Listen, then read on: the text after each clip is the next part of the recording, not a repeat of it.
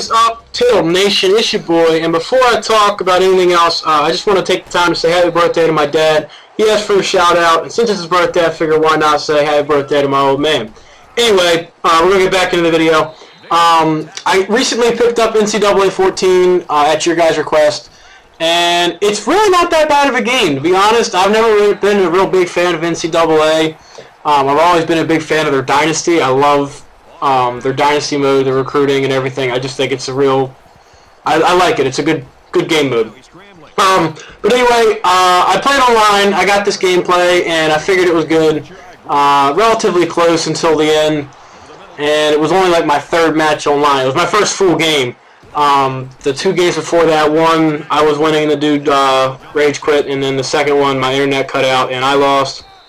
So this is the first full game I got online, so I hope you guys do enjoy it. I decided to roll with West Virginia. I'm using the what is it? It's the spread option. I believe that's what the playbook is. It's just the default spread option. It's not any one teams. I like it. It's a good playbook. I definitely love running the ball in this game, and you'll see me open up the run game later on in this game. I think I did more passing in the first couple quarters just because I needed to catch up with him up until halftime, and at halftime is when I started taking over with my own game plan.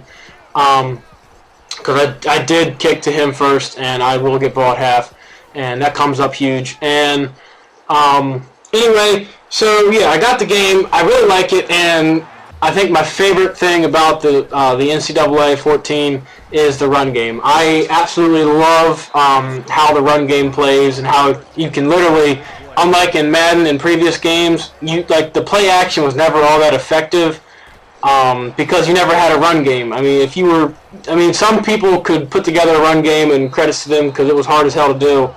But there was never really any run game in Madden, and I think that was something that really lacked. It was all you had to pass the ball. There was no running.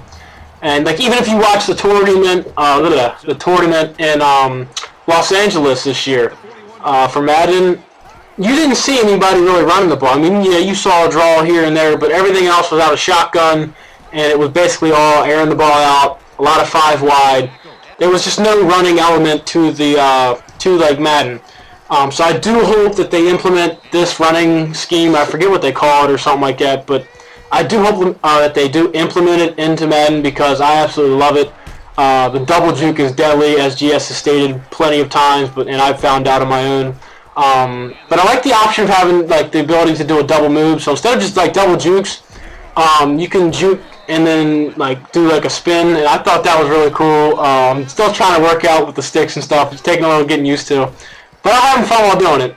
And speaking of Dynasty earlier, I am going to do my own Dynasty series, so that'll be something for you guys to watch. I'm rolling with Old Dominion. It's going to be more of a rebuilding kind of Dynasty thing. I don't know what you would call it, but yeah, it's basically I'm going to see if I can rebuild Old Dominion, and hopefully you guys enjoy that. But I do need to know, there's one thing that I don't know if you want me to show it or not. I have not recorded the first week. I just have the setup video that's going up right after this. Do you guys want to see the recruiting? I know that the recruiting's different this year, so I don't know if you guys would want to see any of that, or if I should just show highlights of what I've done. If certain players have committed, let me know what you want to see in that, because the series is for you guys. So I wanted to put up something that you guys will actually enjoy watching, and hopefully stick around and watch all of them. But yeah, I have not recorded the first week. I do have the setup video. That'll probably going to go up later after this one. Yeah, I'm rolling with Old Dominion. I am doing the head coach, so I'm pretty set up. I just go over that when I set up the. I go over that in the setup video anyway, so I'm gonna stop talking about that. But anyway, there's something that I saw online that kind of caught my attention. It's that they called it. It was NCAA opts not to re-up contract with EA, and I was kind of shocked by that. I was just looking online on, I think it was NFL Network or something like that, and I was kind of surprised. They're saying that this is going to be the last NCAA, football 14. This is the last one. This is the last NCAA football that they're going to make. And I kind of caught that as kind of a shock. That's a big change that I did not see coming. I'm sure that EA will come up with something along the lines of this. I'm not sure. I didn't read the whole article. I just kind of skimmed over it. But I kind of caught that as a shocker. And also, today was the ESPYs. I watched a little bit of that on ESPN.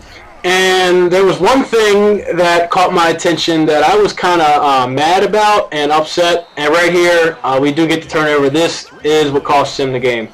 That turnover that you just saw right there costed him the game. And this is just a testimony to how deadly the run game is in NCAA 14. You would almost never see anything like that in Madden, and I thought that was pretty cool that that's actually there in NCAA. But anyway, back to what I was saying with the interception. That does end up costing him the game. And since I gave my dad a shout-out, I'll give him a shout-out again.